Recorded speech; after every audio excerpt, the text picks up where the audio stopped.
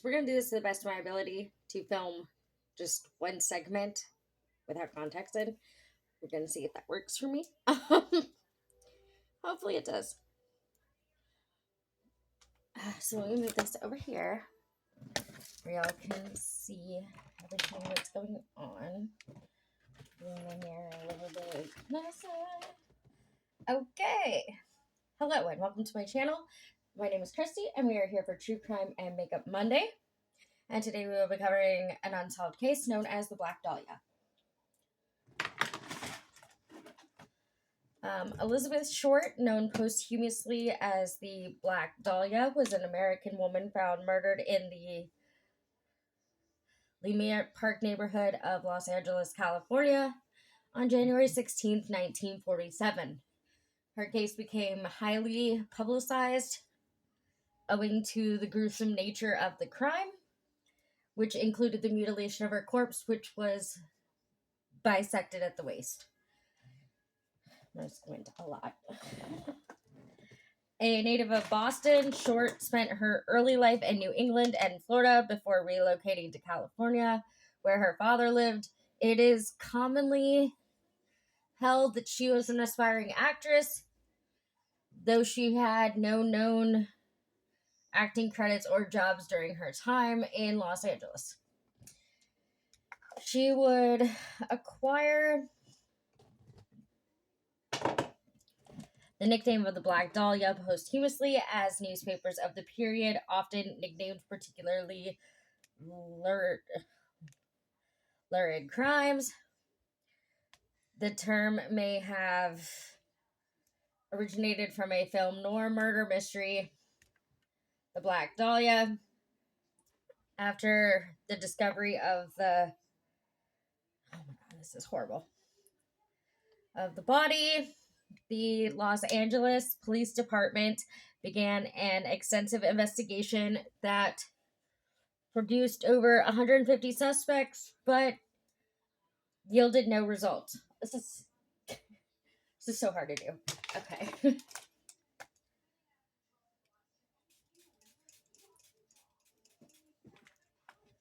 I'm like legitimately blind without my glasses. So, Short's unsolved murder and the details surrounding it have been a lasting cultural intrigue, generating various theories and public speculation. Her life and death have been the basis of numerous books and films, and her murder is frequently cited as one of the most famous unsolved murders in U.S. history, as well as one of the oldest unsolved cases in Los Angeles County. It has likewise been credited by historians as one of the first major crimes in post-war America to capture national attention. Elizabeth Short was born on July 29th, it's my dad's birthday, 1924, in the Hyde Park section of Boston, Massachusetts. The third of 5 daughters of Cleo Alvin Short Jr. and his wife Phoebe May Sawyer. Her sisters were Virginia May West, sorry, who were born in 1920. Dorothea Schlosser, who was born in 1922. And Elnora Chambers, who was born in 1925. And Muriel, who was born in 1929. Her father, Cleo Alvin, was a United States Navy troop who was born in 1885 in Gloucester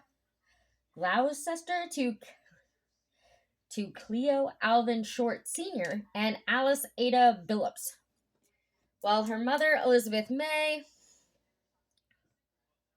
was a housewife who was born in 1897 in Millbridge to Charles Turner Sawyer and Eleanora Brown.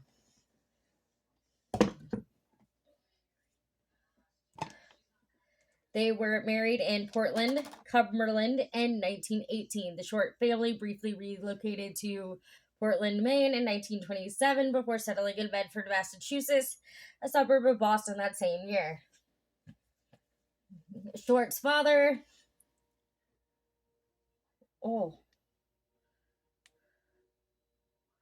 Short's father built... Oh, that gets a lot smaller. Okay. Short's father built miniature golf courses until He lost his savings in the 1929 stock market crash. This is a lot harder than I thought it was going to be. So hold on a second. Let's try it this way.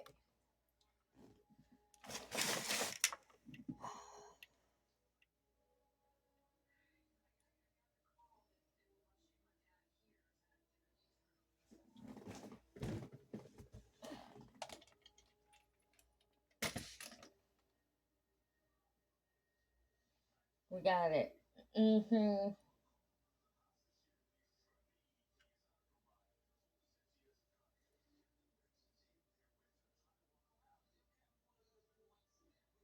Yeah, Short's father built miniature golf courses until he lost most of his savings in the 1929 stock market crash.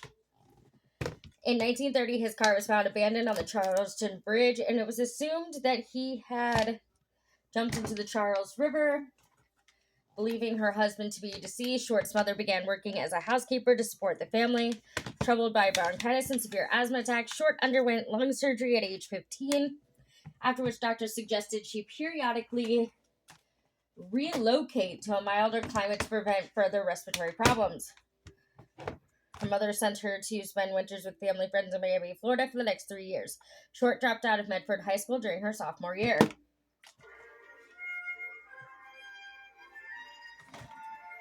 Sorry, it's going to play music for a second.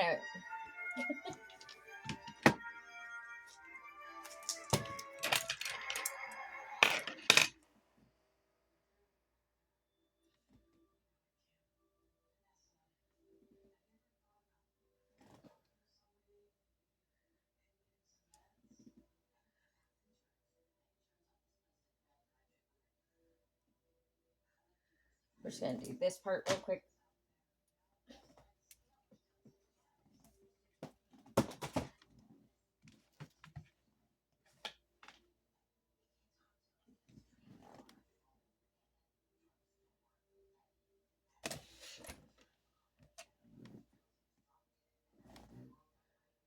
Sorry, guys. It's just so hard for me to read and do.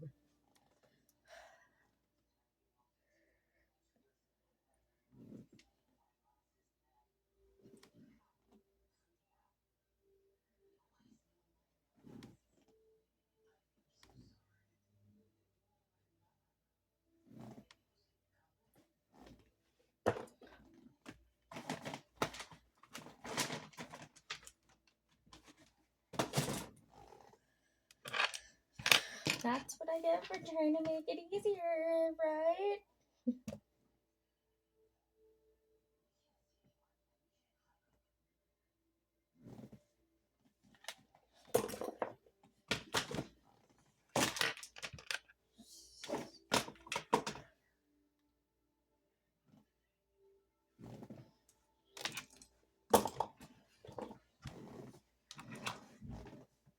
Hey, you remember that TikTok we were talking about making today? I didn't know we were making it today, but I told you we'd make it on Sunday.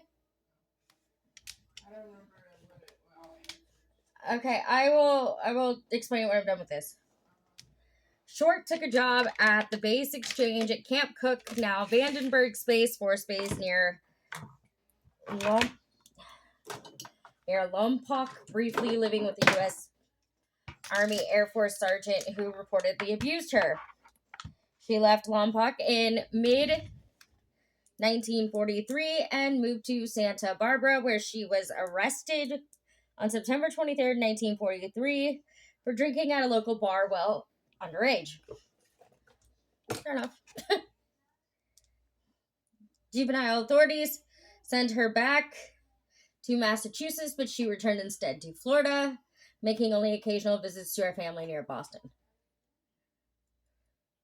While in Florida, Short met Major Matthew Michael Gordon Jr., a decorated Army Air Force officer at the 2nd Air Commando Group, who was trained for deployment to Southeast Asian. Who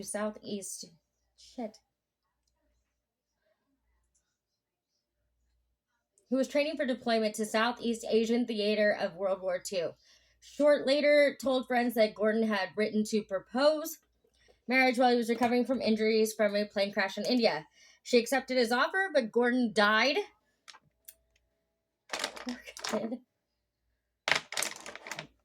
But Gordon died in a second crash on August 10th, 1945, less than a week before the end of the war.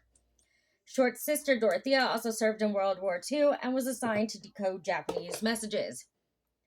In July 1946, Short relocated to Los Angeles to visit Army Air Force Lieutenant Joseph Gordon Ficklig, an acquaintance from Florida who was stationed at the National Reserve Air Base in Long Beach. Short spent the last 6 months of her life in Southern California, mostly in the Los Angeles area. Shortly before her death, she had been working as a waitress and rented a room behind the Florentine Gardens nightclub on Hollywood Boulevard. Y'all can tell I'm struggling, can't you? She had been variously described and depicted as an aspiring or would-be actress. According to some sources, she did in fact have aspirations to be a film star, though she had no known acting jobs or credits. I mean, she didn't really have a chance to live her dream now, did she? On January 5th, 1947, Short returned to her home in Los Angeles after a brief trip to San Diego with Robert Red Manley, a 25-year-old salesman, as she had been dating. Marley stated that he dropped Short off at the Biltmore Hotel in downtown Los Angeles, and that Short was to meet her sister, who was visiting from Boston that afternoon. By some accounts, staff of the Biltmore recalled having seen Short using the lobby telephone shortly after she was allegedly seen by patrons of the Crown Grill Cocktail Lounge at 754 South Olive Street, approximately 3/8 of a mile away from the Biltmore. On the morning of January 15th, 1947, Short's naked body, severed into two pieces, was found in a vacant lot on the west side of South Norton Avenue, midway between Coliseum Street and West 39th Street, in the neighborhood of Leimert Park. At this time, Leimert Park was largely undeveloped. Local resident Betty Bersinger discovered the body at approximately 10 a.m. while walking with her 3-year-old daughter. Initially thinking she had found a discarded store mannequin, when she realized it was a corpse, she rushed to a nearby house and telephoned the police. Short's severely mutilated body was completely severed at the waist and drained of blood, leaving her skin a pallid white. Medical examiners determined that she had been dead for around 10 hours prior to the discovery, leaving her time of death either sometime during the evening of January 14th or the early morning hours of January 15th. The body had apparently been washed by the killer. Short's face had been slashed from the corners of her mouth to her ears, creating an effect known as the Glasgow smile.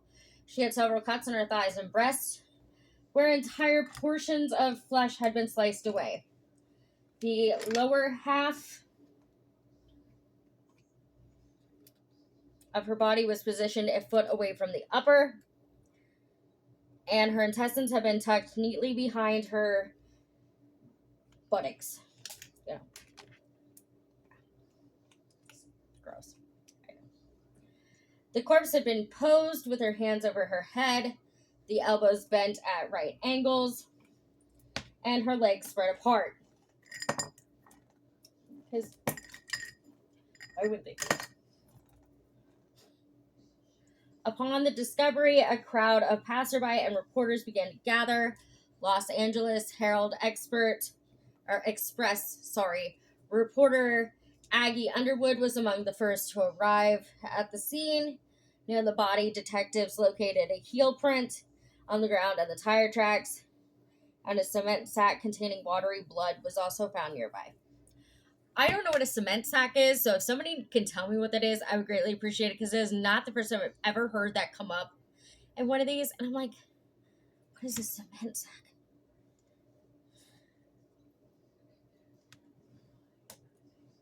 Just curious. An autopsy of Short's body was performed on January 16th, 1947 by Frederick Newbar, the Los Angeles County coroner. Newbar's autopsy report stated that Short was 5 feet 5 inches tall, weighed 115 pounds, and had light blue eyes, brown hair, and badly decayed teeth. There were ligature marks on her ankles, wrist, and neck, and an irregular laceration with superficial tissue loss on her right breast. Newbar also noted superficial lacerations on the right forearm, left upper arm, and the lower left side of the chest. The body had been cut completely in half by a technique taught in the 1930s called a hemicorporectomy. The lower half of her body had been removed by transecting the lumbar spine between the second and third lumbar vertebrae, thus severing the intestine at the duodenum. Newbar's report noted very little ecchymiosis, bruising, along the incision line, suggesting it had been performed after death. Another gaping laceration, measuring 4¼ inches in length, ran longitudinally from the umbilicus to the suprapubic region. So these are a lot of medical terms. I don't know them all, obviously. I'm trying. The struggle is real. Should have been a doctor. Okay. I don't work with doctors. I can't see on the side of blood.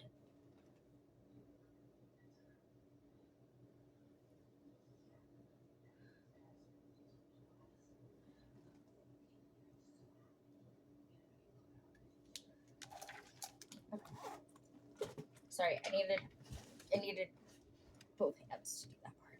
Okay. The lacerations on each side of the face, which extended from the corners of the lips, were measured at 3 inches on the right side of the face and 2½ inches on the left. The skull was not fractured, but there was bruising noted on the front and right side of her scalp, with a small amount of bleeding in the subarachnoid space on the right side, consistent with blows to the head. The cause of death was determined to be hemorrhaging from the lacerations on her face and the shock from blows to the head and face. Newbar noted that Short's anal canal was dilated at 1¾ inch, suggesting that she might have been raped. Samples were taken from her body testing for the presence of sperm, but the results came back negative.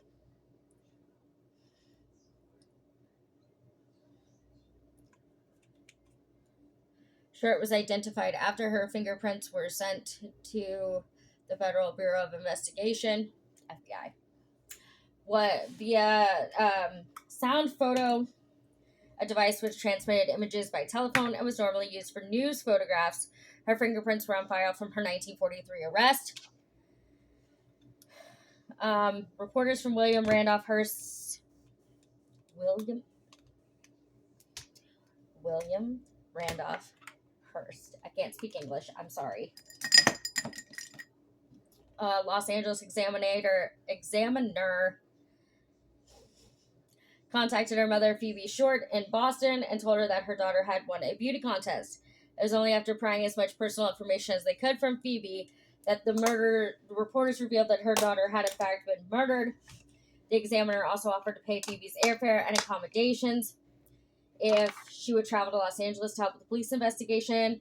That was yet another ploy, since the newspaper kept her away from police and other reporters to protect its scoop. The Examiner and another Hearst newspaper, the Herald Express, later sensationalized the case, with one Examiner article describing the tailored suit Short was last seen wearing as a tight skirt and a sheer blouse. The media nicknamed her the Black Dahlia and described her as an adventuress who prowled Hollywood Boulevard. Additional newspaper reports, such as one produced in the Los Angeles Times on January 17th, deemed the murder a sex fiend slaying. On January 21st, 1947, a person claiming to be Short's killer placed a phone call to the office of James Richardson, the editor of the Examiner, congratulating Richardson on the newspaper's coverage of the case and stating he planned on eventually turning himself in. but not before allowing police to pursue him farther. Additionally, the caller told Richardson to expect some adventures of Beth Short in the mail. Expect some souvenirs of Beth Short in the mail. Sorry. On January 24th, a suspicious manila envelope was discovered by a U.S. Postal Service worker. Of course, it's always the post office. The envelope had been addressed to the Los Angeles Examiner and other Los Angeles papers with individual words that had been cut and pasted because we're kindergartners now. Turned it into a freaking arts and crafts session. From newspaper clippings, additionally, a large message on the face of the envelope read, "Here is Dahlia's belongings, letter to follow." The envelope contained Short's birth certificate, business cards, photographs, names written on pieces of paper, and an address book with the name Mark Hansen embossed on the cover. The packet had been carefully cleaned with gasoline. I would have thought bleach, but no, apparently back in the day, they used gasoline. Which, I mean, I guess that would clean it up, wouldn't it? Or help you set it on fire if need be. I guess it just depends on what you're trying to do, right?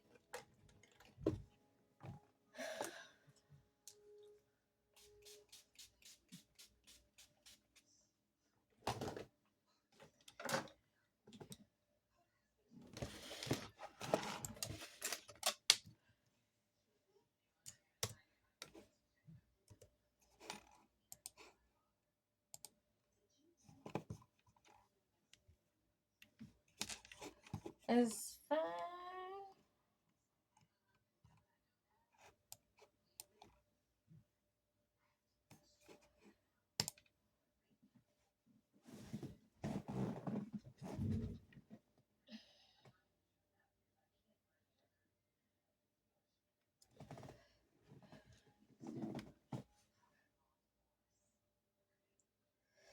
The packet had been carefully cleaned with gasoline, similar to Short's body, which led police to suspect the packet had been sent directly by her killer. Despite efforts to clean the packet, several partial fingerprints were lifted from the envelope and sent to the FBI for testing. However, the prints were compromised in transit and thus could not be properly analyzed.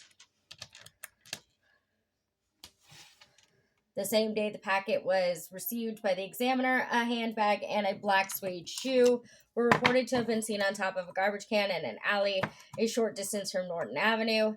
2 miles from the crime scene, the items were recovered by police, but they had also been wiped clean with gasoline, destroying any fingerprints. On March 14th, an apparent suicide note scrawled in pencil on a bit of paper was found tucked in a shoe in a pile of men's clothing by the ocean's edge at the foot of Breeze Avenue in Venice. The note read, "To whom it may concern, I have waited for the police to capture me for the Black Dahlia killing, but have not. I am too much of a coward to turn myself in. So this is the best way out for me. I couldn't help myself for that or this. Sorry, Mary." The pile of clothing was first seen by a beach caretaker who reported the discovery to lifeguard Captain John Dillon. Dillon immediately notified Captain Ellie Christensen of West Los Angeles Police Department. The clothes included a coat and trousers of blue herringbone tweed, a brown and white t-shirt, white jockey shorts, tan socks, and tan moccasin leisure shoes, size about 8. The clothes gave no clue about the identity of their owner. Police quickly deemed Mark Hansen, the owner of the address book found in the packet, a suspect. Hansen was a wealthy local nightclub and theater owner, an acquaintance at whose home Short had stayed with friends. According to some sources, Hansen also confirmed that the purse and shoe discovered in the alley were in fact Short's. And Toth, Short's friend and roommate, told investigators that Short had recently rejected sexual advances from Hansen and suggested it as a potential motive for him to kill her. However, he was cleared of suspicion in the case. In addition to Hansen, the Los Angeles Police Department, LAPD, interviewed over 150 men in the ensuing weeks whom they believed to be potential suspects. Manley, who had been one of the last people to see Short alive, was also investigated but was cleared of suspicion after passing numerous polygraph examinations. Police also interviewed several persons found listed in Hanson's address book, including Martin Lewis, who had been an acquaintance of Short's. Lewis was able to provide an alibi for the date of Short's murder, as he was in Portland, Oregon, visiting his dying father-in-law. A total of 750 investigations. A total of over 150 men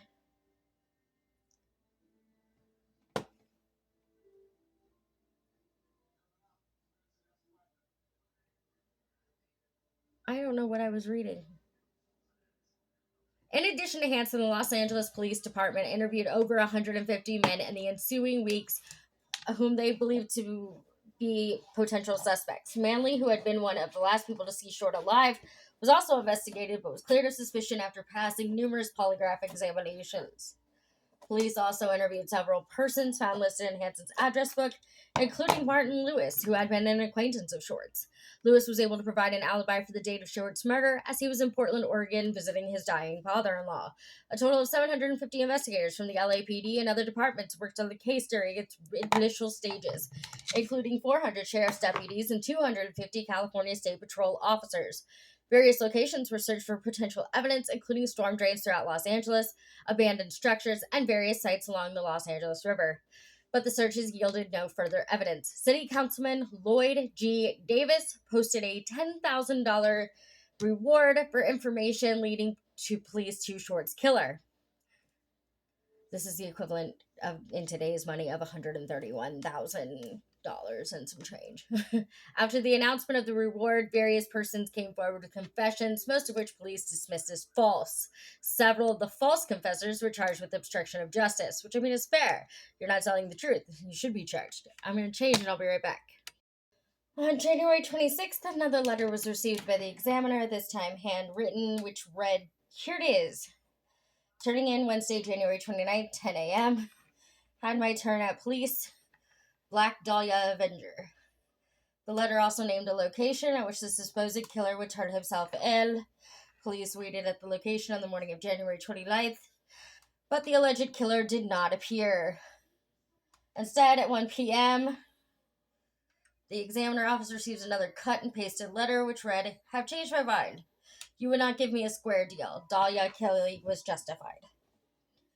The graphic nature of the crime and the subsequent letters received by the examiner had resulted in a media circus surrounding Short's murder. Both local and national publications covered the story heavily, many of which reprinted sensationalistic reports suggesting that Short had been tortured for hours prior to her death. The information, however, was false, yet police allowed the reports to circulate so as to conceal Short's true cause of death, cerebral hemorrhage, from the public. Further reports about her personal life were publicized, including details about her alleged declining of Hanson's sexual advances. Additionally, a stripper who was an acquaintance of Short's told police that she liked to get guys worked up over her, but she'd leave them hanging dry. This led some reporters, namely the Herald Express's Bevo Means, and detectives to look into the possibility that Short was a lesbian and began questioning employees and patrons of gay bars in Los Angeles. This claim, however, remained unsubstantiated. The Herald Express also received several letters from the purported killer, again made with cut and pasted clippings, one of which read, "I will give up on Dahlia killing if I get 10 years. Don't try to find me." On February 1st, the Los Angeles Daily News reported that the case had run into a stone wall, with no new leads for investigators to pursue. The Examiner continued to run stories on the murder and the investigation, which was front page news, for 35 days following the discovery of the body. When interviewed, lead investigator Captain Jack Donahue told the press that he believed Short's murder had taken place in a remote building or shack on the outskirts of Los Angeles. and that her body transported into the city where it was disposed of. Based on the precise cuts and dissection of Short's body, the LAPD looked into the possibility that the murderer had been a surgeon, doctor, or someone with medical knowledge. In mid-February 1947, the LAPD looked into the possibility that the murderer in mid-February 1947, the LAPD served a warrant to the University of Southern California Medical School, which was located near the site where the body had been discovered, requesting a complete list of the program's students. The university agreed so long as the students' identities remained private. Background checks were conducted but yielded no results. By the spring of 1947, Short's murder had become a cold case with few new leads. Sergeant Finis Brown, one of the lead detectives on the case, blamed the press for compromising the investigation through journalist probing of details and unverified reporting. In September 1949, a grand jury convened to discuss inadequacies in the LAPD's homicide unit based on their failure to solve numerous murders, especially those of women and children, in the previous several years, Short's being one of them. In the aftermath of the grand jury, further investigation was done on Short's past, with detectives tracing her movements between Massachusetts, California, and Florida, and also interviewed people who knew her in Texas and New Orleans. However, the interviews yielded no useful information in the murder. The notoriety of Short's murder has spurred a large number of confessions over the years, many of which have been deemed false. During the initial investigation into her murder, police received a total of 60 confessions, most made by men. Since that time, over 500 people have confessed to the crime, some of whom had not even been born at the time of her death. Sergeant John P. St. John, John St. John, this sounds like a movie. A detective who worked the case until his retirement stated, "It is amazing how many people offer up a relative as a killer." I've heard that in several other of these cases that I've looked into. Like, everybody's like, "It was my dad, it was my uncle, it was my cousin." And I'm like, y'all real quick to like offer up your family members, which kind of makes me question your family. Like, there's a reason that they think this person is capable of doing this. Might want to look into them anyway, just to be safe. I'm just saying. In 2003, Ralph Asdell, one of the original detectives on the case, told the Times that he believed he had interviewed Short's killer, a man who had been seen with his sedan parked near the vacant lot where her body was discovered in the early morning hours of January 15, 1947. A neighbor driving by that day stopped to dispose of a bag of lawn clippings in the lot when he saw a parked sedan, allegedly with its right rear door open. The driver of the sedan was standing in the lot. His arrival apparently startled the owner of the sedan, who approached his car and peered in the window before returning to the sedan and driving away. The owner of the sedan was followed to a local restaurant where he worked, but was ultimately cleared of suspicion. Suspects remaining under discussion by various authors and experts include a doctor named Walter Bailey, proposed by former Times copy editor Larry Harnish, Times publisher Norman Chandler, whom biographer Donald Wolfe claims impregnated Short, Leslie Dillon, Joseph A. Dumas, Artie Lane, aka Jeff Connors, Mark Hansen, Francis E. Sweeney, Woody Guthrie, Bugsy Segal, Orson Welles, George Hodel, Hodel's friend Fred Sexton, George Knowlton, Robert M. Red Manley, Patrick S. O'Reilly, and Jack Anderson Wilson. Although he was never formally charged in the crime, Hodel came to wider attention after his death when he was accused by his son, LAPD homicide detective Steve Hodel, of killing Short and committing several additional murders. Prior to the Dahlia case, he was suspected but not charged in the death of his secretary, Ruth Spaulding, and was accused of raping his own daughter, Tamar, but acquitted. Hodel fled the country several times and lived in the Philippines between 1950 and 1990. Additionally, Steve Hodel has cited his father's training as a surgeon as circumstantial evidence. In 2003, it was revealed in notes from the 1949 grand jury report that investigators had wiretapped home and obtained recorded conversation of him with an unidentified visitor saying, "Supposing I did kill the Black Dahlia. They couldn't prove it now. They can't talk to my secretary because she's dead.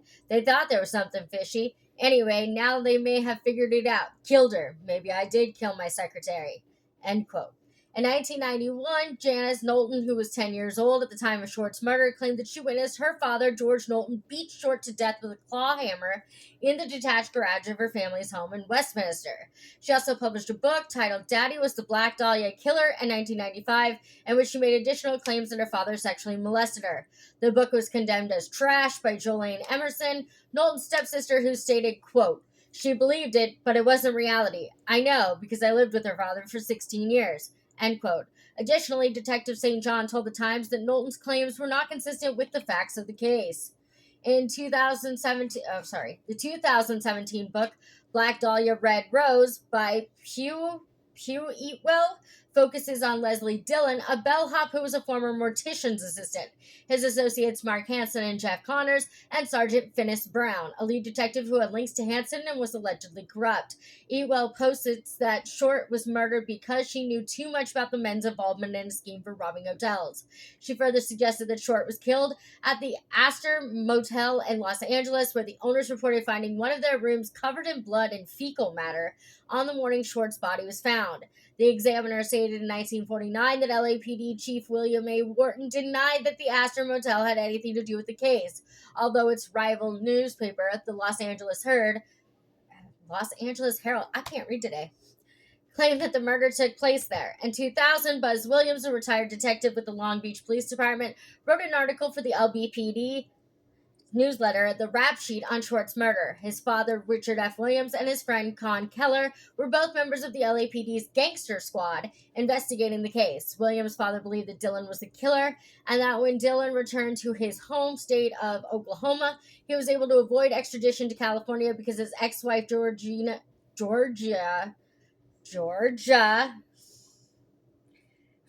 Stevenson was second cousins with Illinois Governor Adlai Stevenson II, who contacted the governor of Oklahoma on Dillon's behalf. Keller believed Hansen was the killer, as he had studied at his surgical school in Sweden and had thrown elaborate parties attended by prominent LAPD officials. Williams's article says that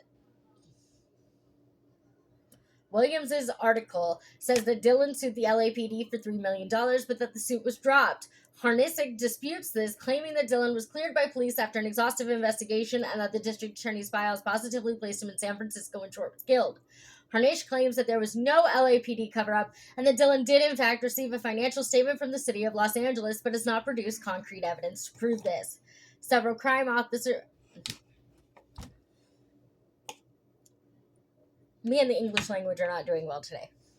Several crime authors, as well as police detective Peter Morello, have suspected a link between the Short murder and the Cleveland torso murders, which took place in Cleveland, Ohio, between 1934 and 1938. As part of their investigation into other murders that took place before and after the Short killing, the original LAPD investigators studied the torso murders in 1947, but later discounted any connection between the two cases. In 1980, new evidence implicating a former torso murder suspect, Jack Anderson Wilson, aka Arnold Smith, was investigated by Detective John Smith by Detective St. John in relation to Short's murder. I don't know where I got Smith from.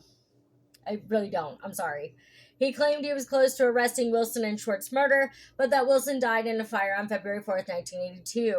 The possible connection to the Torso murders received renewed media attention when it was profiled on the NBC series Unsolved Mysteries in 1992, and which Elliot Ness biographer Oscar Fraley suggested Ness knew the identity of the killer responsible for both cases.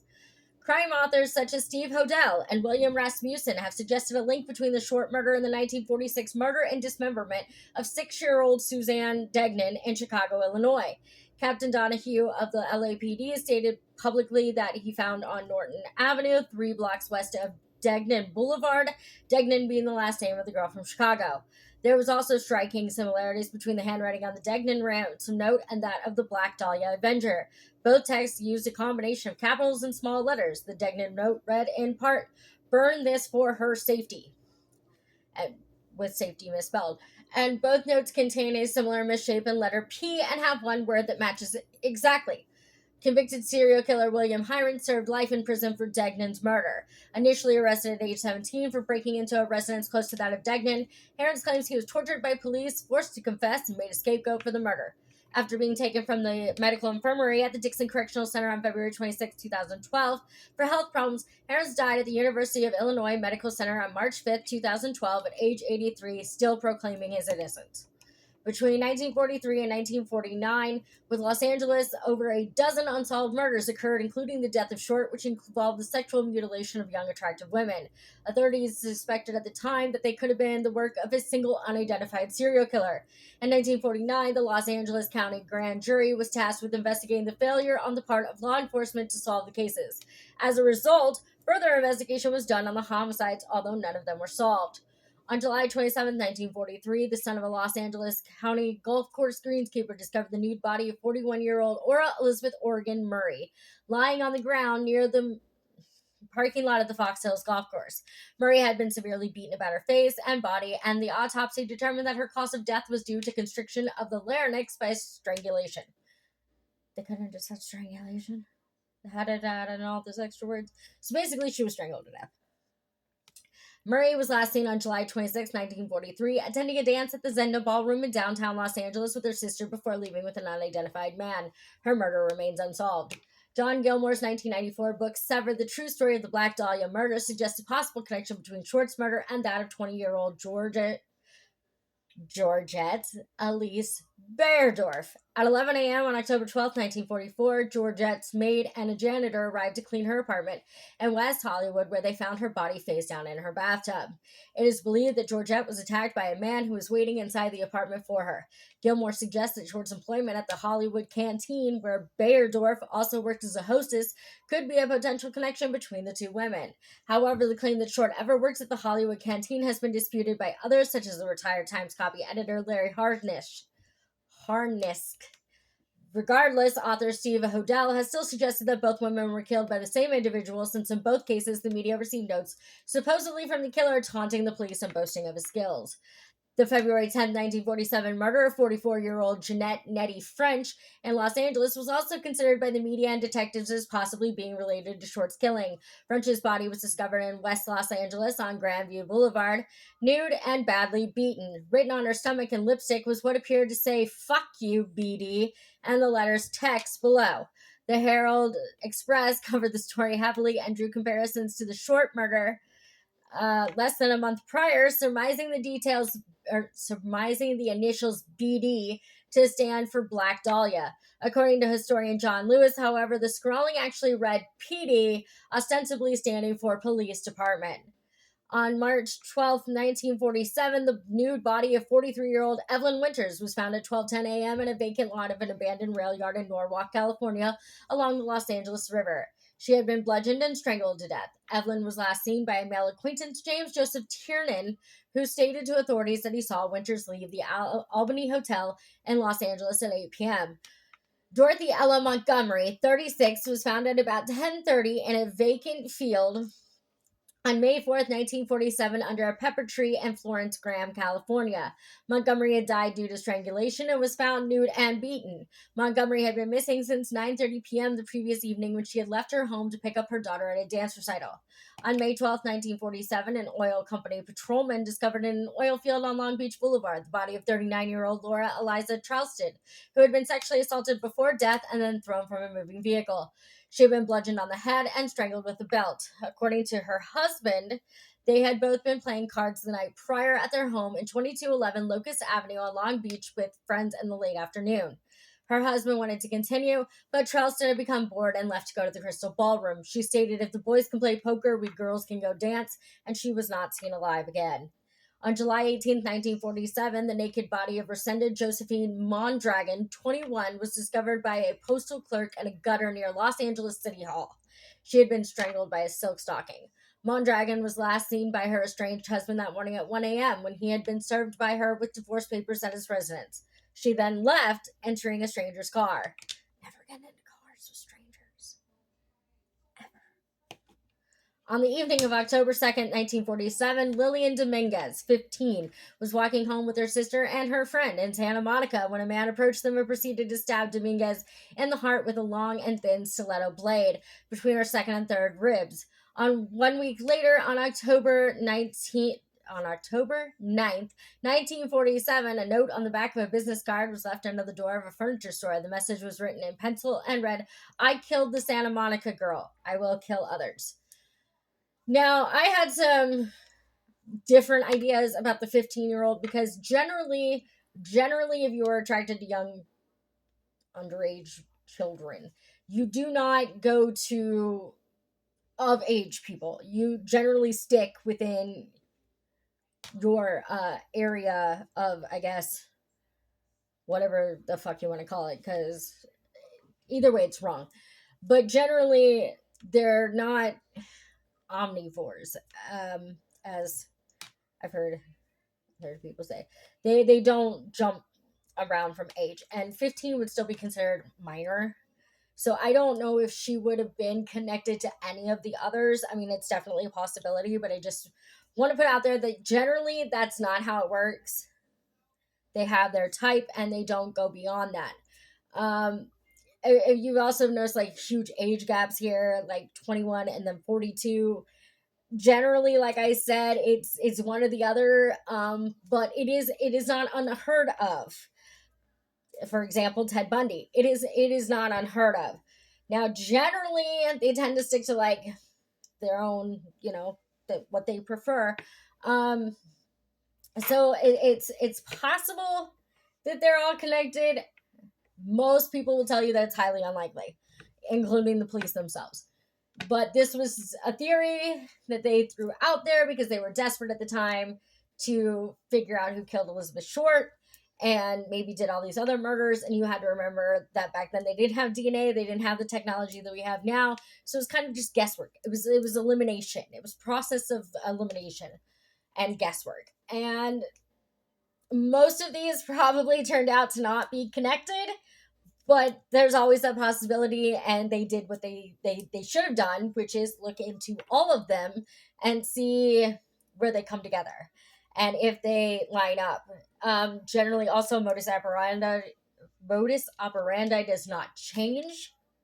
They tend to like stick to what they know works. And I mean, like, okay, so you could have like somebody who starts out as like a burglar, like Richard Ramirez, and then escalates into a rapist, and then a rapist becomes a murderer. That is absolutely possible, but most of the time, in the cases of murder or rape, the modus operandi does not change. So like I said, it is important to keep that in mind. There's more I'm going to read to you, but for the most part, they generally don't step outside of their comfort zone. On February 14th, 1948, 42-year-old Gladys Eugenia Kern, a Los Angeles real estate agent, was found stabbed in the back with a hunting knife in a vacant house that she was showing in the Los Feliz district at 4217 Cromwell Avenue. That afternoon, she was last seen with an unidentified man at the counter of a nearby drugstore. The murderer had stolen her appointment book during the crime and had cleaned the murder weapon before he left. Cosmetologist Louise Margaret Springer, 35, was found murdered on June 13th, 1949, in the backseat of her husband's convertible sedan alongside a street in the south central part of Los Angeles. I'm really not sure how that's unsolved, because that, I don't know, everything about that first sentence to me screamed my ex-husband did it, or my husband did it, which I mean is not unheard of. We know that. But apparently they had no evidence to support this theory that the husband could have done it. She had been garroted with a length of clothesline that had been knotted, and a stick had also been inserted into her anus. Her husband notified law enforcement of Springer's disappearance that evening. I'm so sorry. When he returned from an errand inside her shop to find both Springer and his vehicle missing from the parking lot where they had been parked. 48-year-old Mimi Boomhauer was last heard from when she telephoned a friend from her home in the 700 block of Nims Road in Los Angeles, California on August 18, 1949. Between 7 and 8 p.m., the call ended. 5 days after Boomhauer vanished, her white handbag was discovered in a phone booth at a grocery store in Los Angeles. Boomhauer was never heard from again, and she was declared legally dead in 1956. On the evening of October 7th, 1949, 26-year-old Jean Elizabeth Spangler left her home in Los Angeles, telling her sister-in-law that she was going to meet with her ex-husband before going to work as an extra on a film set. She was last seen alive at a grocery store several blocks from her home at approximately 6 p.m. 2 days later, Spangler's tattered purse was discovered in a remote area of Griffith Park, approximately 5.5 miles from her home. Inside was a letter addressed to a Kirk, which mentioned seeing a doctor. Numerous details regarding Schwartz's personal life and death have been points of public dispute. The eager involvement of both the public and press in solving her murder have been credited as factors that implicated the investigation significantly, resulting in a complex, sometimes inconsistent narrative of events. According to Anne Marie DiStefano of the Portland Tribune, many unsubstantiated stories, there's a lot of S's, have circulated about Short over the years. She was a prostitute, she was frigid, she was pregnant, she was a lesbian, and somehow, instead of fading away over time, the legend of the Black Dahlia just keeps getting more convoluted. Harnisch has refuted several supposed rumors and popular conceptions about Short and her murder, and also disputed the validity of Gilmore's book Severed, claiming the book is 25% mistakes and 50% fiction. Then I need to know what the other 25% is. Harnisch also had examined the district attorney's files. He claimed that Steve Hodel has examined some of them pertaining to his father, along with Times consultant Steve Lopez. And contrary to Eatwell's claims, the files show that Dillon was thoroughly investigated and was determined to have been in San Francisco when Short was killed. Harnisch speculated that Eatwell either did not find those files or she chose to ignore them. A number of people, none of whom knew Short, contacted police and the newspapers and claimed to have seen her during her so-called missing week between her January 9th disappearance and the discovery of her body on January 15th. Police and DA investigators ruled out each alleged sighting. In some cases, those interviewed were identifying other women whom they had mistaken for Short. Short's whereabouts in the days leading up to her murder and the discovery of her body are unknown. After the discovery of Short's body, numerous Los Angeles newspapers printed headlines claiming she had been tortured leading up to her death. This was denied by law enforcement at the time, but they allowed the claims to circulate so as to keep Short's actual cause of death a secret from the public. Some sources, such as Oliver Syrex's Crime and Encyclopedia, state that Short's body was covered in cigarette burns inflicted on her while she was still alive, though there is no indication of this in her official autopsy report. In Severed, Gilmore states that the coroner who performed Short's autopsy suggested in conversation that she had been forced to consume feces based on his findings when examining the contents of her stomach. This claim has been denied by Harnisch and is also not indicated in Short's official autopsy, though it has been reprinted in several print and online media. According to newspaper reports shortly after the murder, Short received the nickname Black Dahlia from staff and patrons at a Long Beach drugstore in mid-1946 as wordplay on the film The Blue Dahlia. Other popularly circulated rumors claim that the media crafted the name because Short adorned her hair with dahlias. According to the FBI official website, she received the first part of the nickname from the press for her rumored penchant for sheer black clothes. However, reports by DA investigators state that the nickname was invented by newspaper reporters covering her murder. Herald Express reporter Bevo Means, who interviewed Short's acquaintances at the drugstore, has been credited with first using the Black Dahlia name, though reporters Underwood and Jack Smith have been alternatively named as its creators. While some sources claim that Short was referred to or went by the name during her life, others dispute this. Both Gilmore and Harnisch agree that the name originated during Short's lifetime and was not a creation of the press. Harnisch states that it was in fact a nickname she earned from the staff of the Long Beach drugstore she frequented. I usually don't have this much trouble. I'm sorry. In Severed, Gilmore Girls... That's a TV show. Not what I meant to say. And Severed, Gilmore names an A.L. Landers as the proprietor of the drugstore, though he does not provide the store's name. Prior to the circulation of the Black Dahlia name, Short's killing had been dubbed the werewolf murder by the Herald Express because of the brutal nature of the crime. Many true crime books claim that Short lived in or visited Los Angeles at various times in the mid-1940s, including Gilmore's Severed, which claims she works at the Hollywood Canteen. This is disputed by Harnisch, who states that Short did not, in fact, live in Los Angeles until after the canteen's closing in 1945. Although some of her acquaintances and several others and journalists described Short as a prostitute or call girl during her time in Los Angeles, according to Harnisch, the contemporaneous grand jury proved that there was no existing evidence that she was ever a prostitute. Harnisch claims that the rumor regarding Short's history as a prostitute originates from John Gregory Dune's 1977 novel True Confessions, which is based in part on the crime.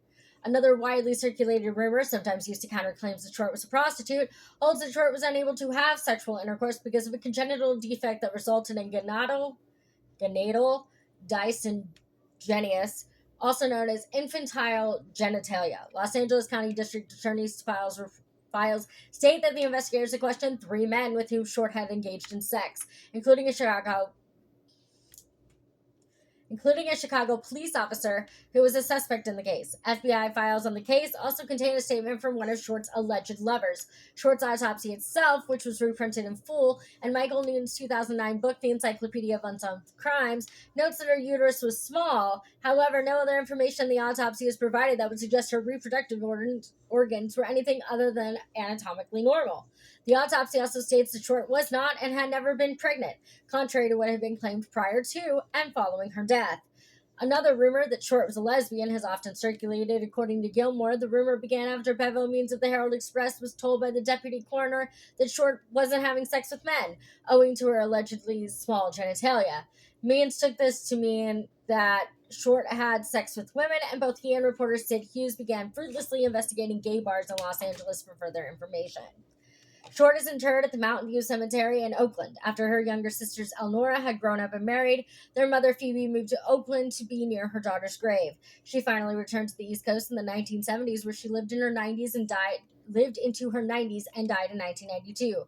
On February 2nd, 1947, just 2 weeks after Short's murder, Republican State Assemblyman C. Don Field was prompted by the case to introduce a bill calling for the formation of a sex offender registry.